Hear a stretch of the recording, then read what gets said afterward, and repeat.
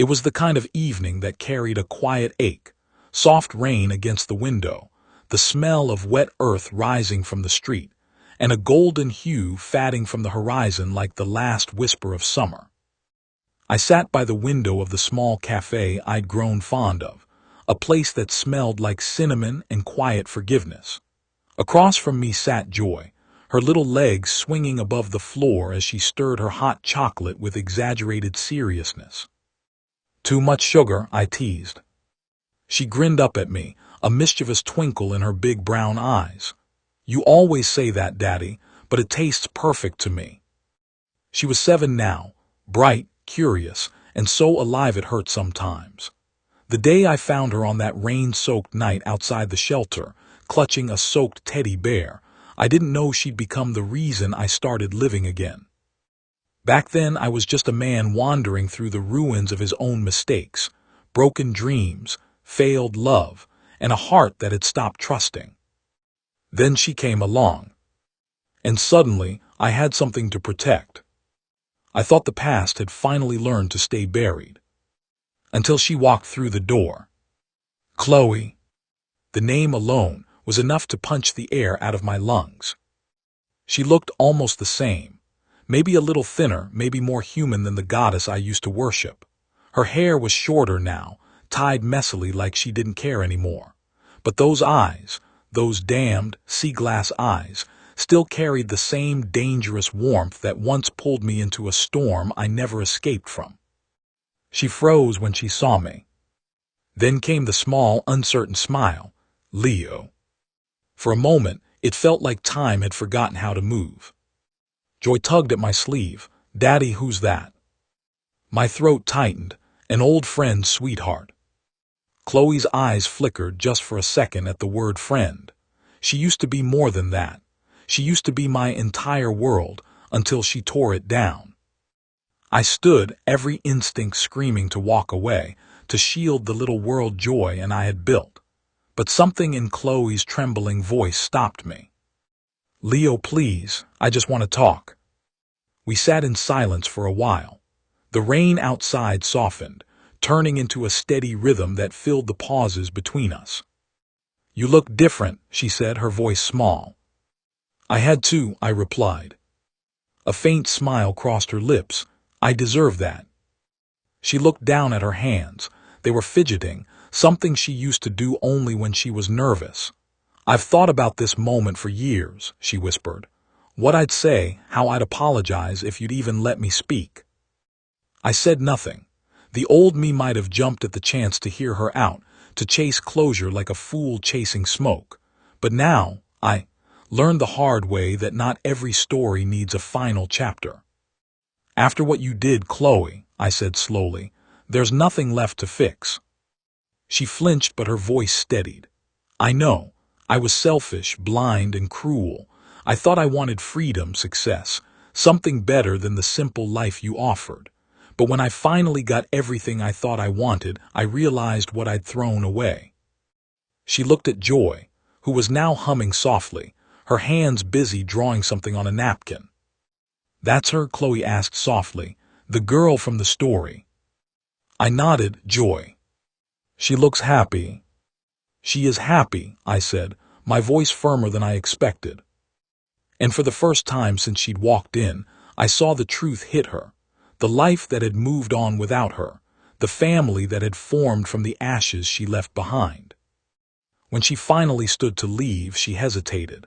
"Leo, I'm not asking you to forgive me. I wanted you to know that I never stopped regretting it, not for a single day." Her voice broke. "You were the only person who ever saw me for who I was, and I ruined that." For a moment I almost felt sorry for her. Almost. But then Joy climbed onto my lap, wrapping her tiny arms around my neck, and everything came back. The nights I'd cried, the mornings I'd forced myself to smile, the years it took to rebuild. Some wounds, no matter how deep, teach you how to live again. I looked at Chloe and said quietly, "Maybe regret is what you need to keep you honest. Maybe that's your second chance." She blinked back tears, nodded once, and walked away into the soft drizzle. As her figure disappeared into the street, Joy looked up at me. "Daddy, is she sad?" "Yeah," I said, kissing her forehead. "But sometimes people need to be sad for a while to get better." Joy smiled faintly. "Then maybe one day she'll be happy like us." I smiled too, maybe. Outside, the rain began to clear, and sunlight slipped through the clouds, fragile, golden, and full of quiet hope. The morning after Chloe's visit, the sunlight felt unusually sharp, cutting across the floorboards like it had something to prove. Joy was already up, humming in the kitchen as she arranged her breakfast like it was a delicate ceremony.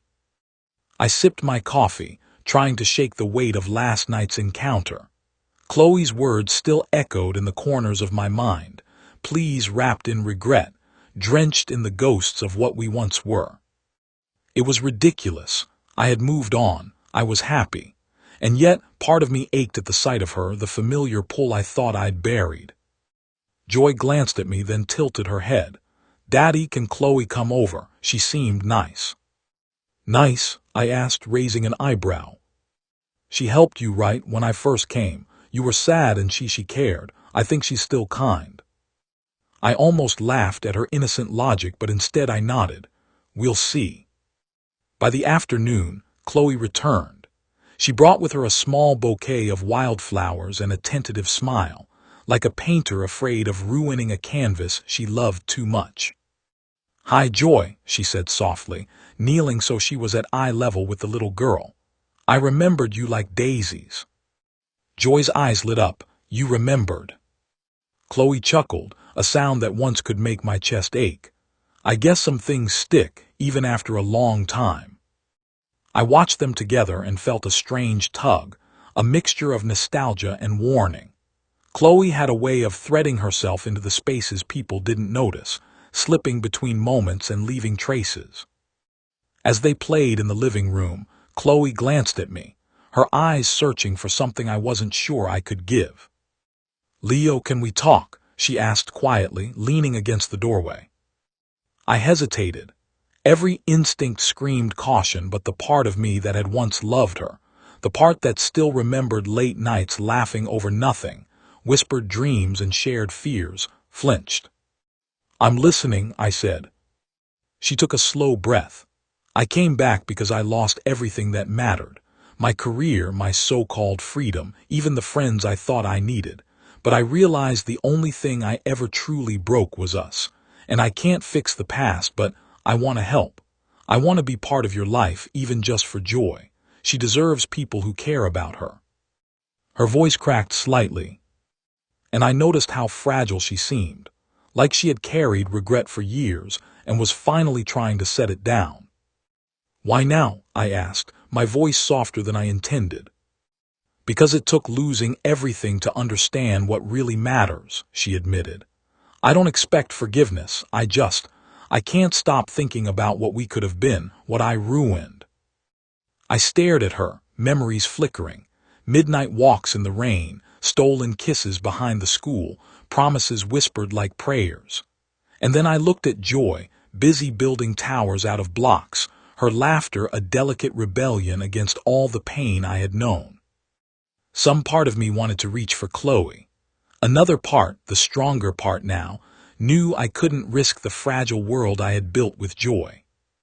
"Chloe," I said slowly, "Joy is happy, she's safe. That's what matters most, not us." Her shoulders sagged, but she nodded. "I understand, I hoped you might let me try."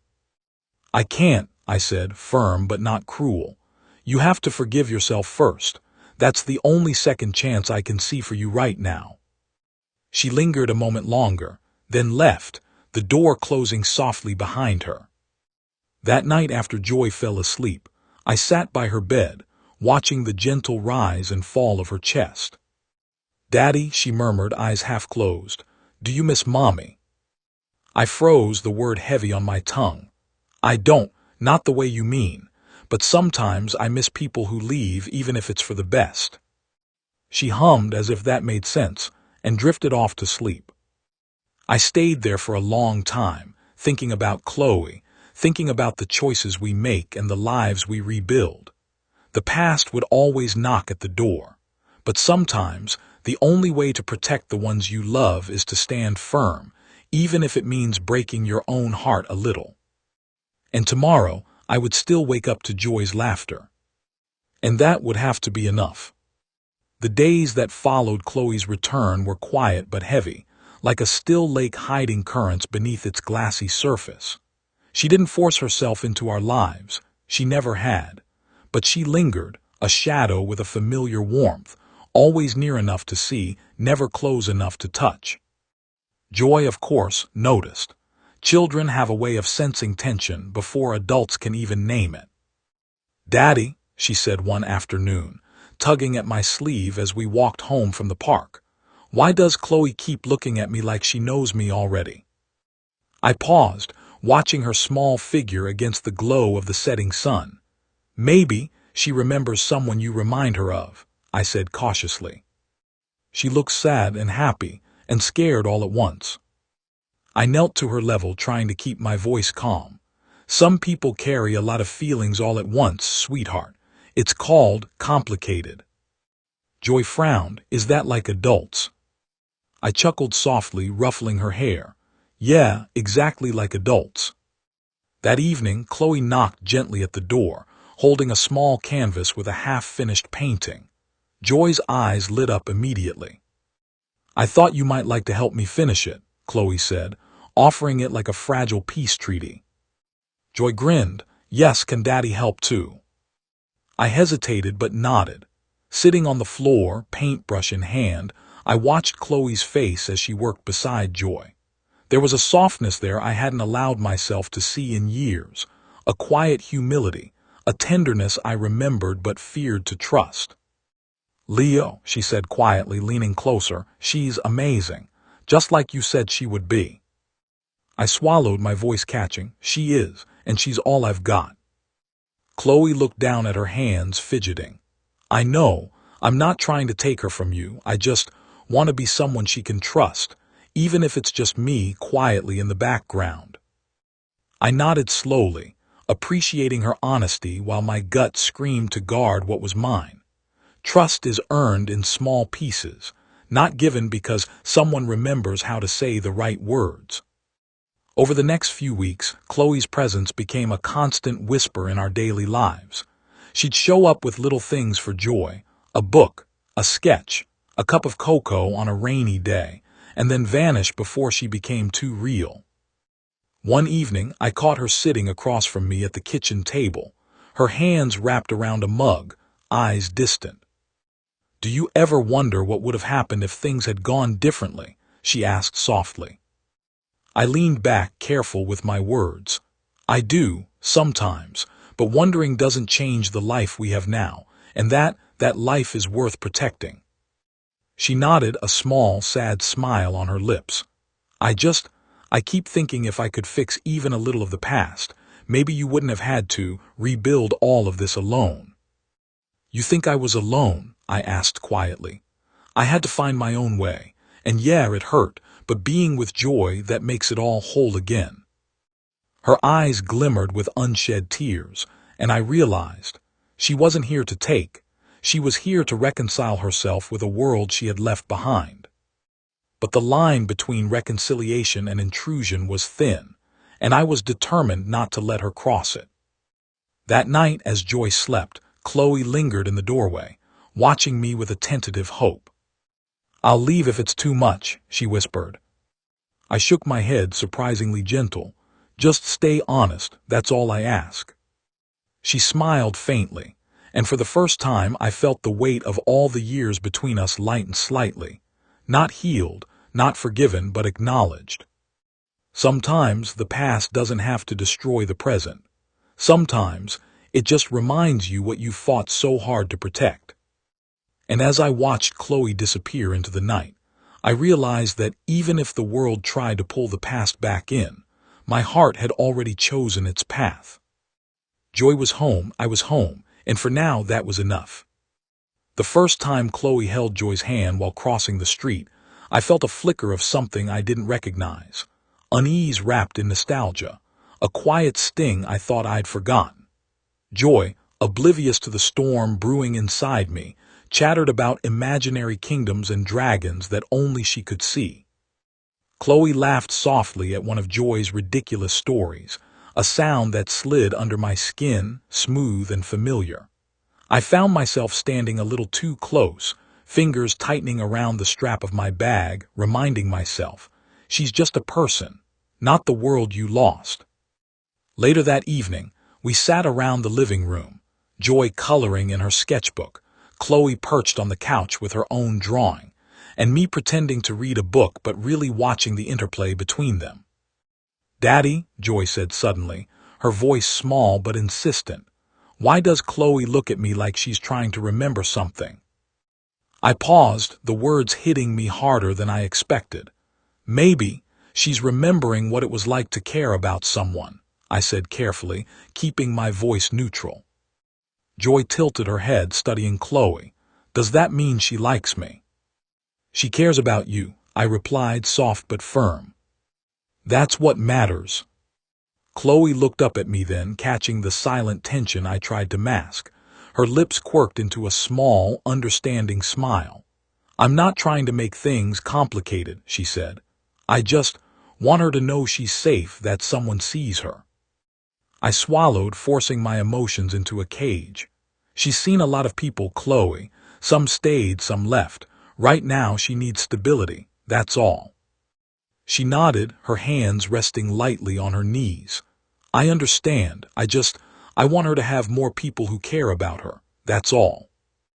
Her voice was honest, and I wanted to believe it, I really did. But every instinct screamed caution. The past had taught me the cost of letting someone back in. Days turned into weeks, and Chloe's presence became a steady undercurrent in our home. She never overstepped, but she lingered long enough to blur the lines. She helped Joy with her homework, read stories at bedtime, even shared little jokes that made Joy giggle in ways that made my chest ache with relief. And yet, every time Chloe laughed, every time Joy ran to her for attention, I felt a silent battle within myself. A tug-of-war between the man who had loved Chloe fiercely and the man who had learned, painfully, to guard what he held most dear. One rainy evening, as the three of us huddled under the warm glow of the living room lamp, Chloe's hand brushed against mine as she reached for a book.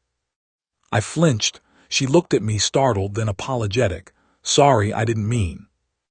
"It's okay," I said, my voice steadier than I felt. She smiled faintly, the kind of smile that carried years of unspoken apologies, of love misplaced and regrets accumulated. Sometimes I forget how delicate this all is," she murmured. I nodded, staring into the flickering lamplight. "So do I admitted. And in that fragile admission, there was a truth neither of us could ignore. The past didn't vanish just because we chose to move forward. It lingered, it haunted, it whispered, and sometimes it tempted. But for now I had a choice. I could let it wash over me, or I could hold steady, protect Joy, and keep the fragile balance of our little world intact. Because some bonds, no matter how tested, are worth guarding, even if it breaks your own heart in the process. The air was heavy that morning, the kind of stillness that presses against your chest and refuses to let go.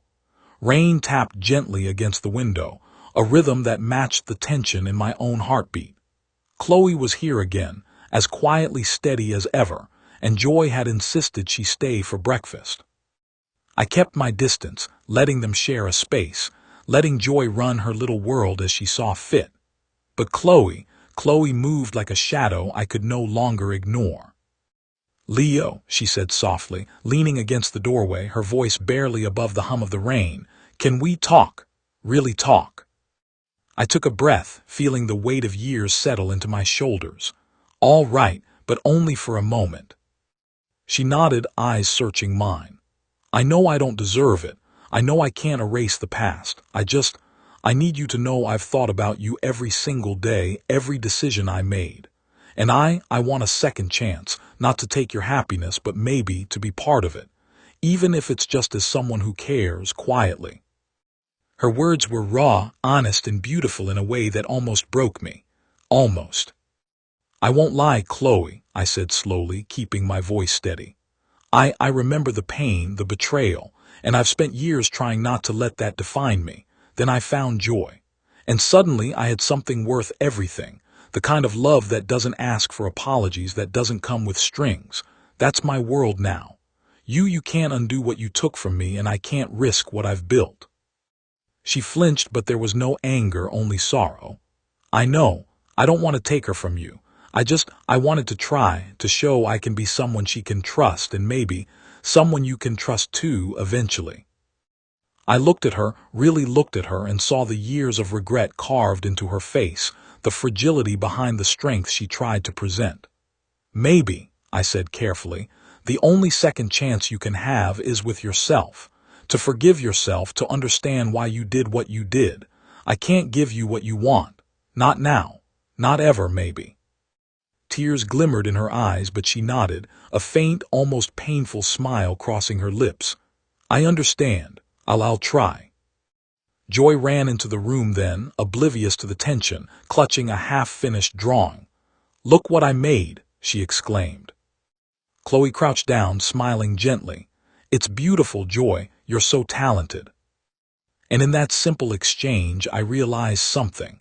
Chloe could care, could linger in our lives, could be part of Joy's world. But she would never be my past again. Not the part that broke me. Not the part that tried to undo the only life I had rebuilt. Come on, Joy, I said, kneeling to her level. Time to finish your breakfast. Chloe watched us, a quiet acknowledgement in her eyes, understanding the boundary I had drawn. She stayed, but only as much as she could, present but restrained.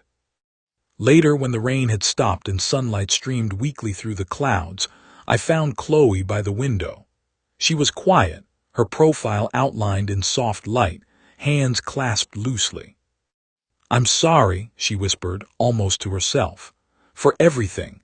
I hope one day you can see I meant well, even if it went wrong. I didn't answer immediately. I just watched her, and in that silence there was a strange kind of peace. The past was past. She had returned, but she hadn't taken. She had reminded me of what I had lost, yes, but also of what I had gained. Go on, I said finally, my voice calm. Live your second chance, make it matter. She nodded, a tear escaping, and then left. That night I sat on the couch with Joy curled up beside me, her small hand in mine. I traced the lines of her fingers and thought about the fragility of happiness, the strength it takes to protect it, and the people who come and go in our lives. Some second chances aren't about rekindling old flames. Some are about learning to forgive yourself. Some are about standing your ground for the ones you love most. And I had learned that finally. As I looked at Joy, sleeping peacefully, I knew, whatever storms came, whatever regrets lingered in the shadows, this was home. This was love. This was enough. And for now, that was all that mattered. Chloe's epilogue.